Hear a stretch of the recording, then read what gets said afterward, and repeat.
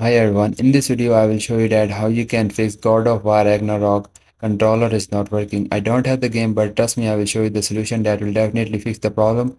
So first click on the game, then just click on the gear icon, then go to the game properties.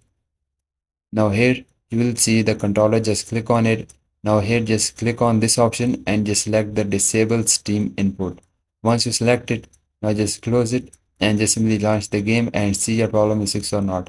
If this does not fix your issue, then go to the properties again, then go to the controllers. Now here just select the enable Steam input.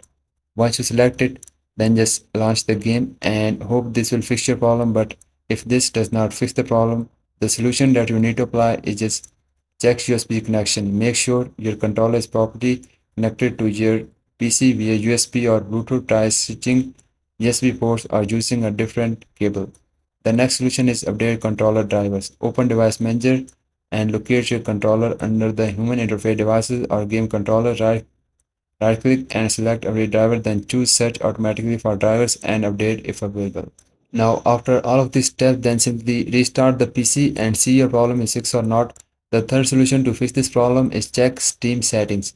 If you are playing through Steam, go to the Steam big picture mode, go to the setting, controller settings, enable support for your specific controller, PlayStation, Xbox or generic, or restart Steam and check if the controller works. Now the fourth solution to fix this problem is use DS4 Windows for dual shock controllers.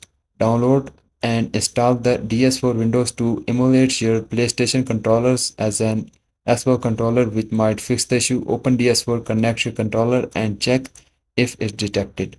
Now just try this solution and I hope one of the solution fixed your problem, and if yes, please don't forget to like this video because this is the only motivation for me, and I will see you guys in the next video, and bye bye.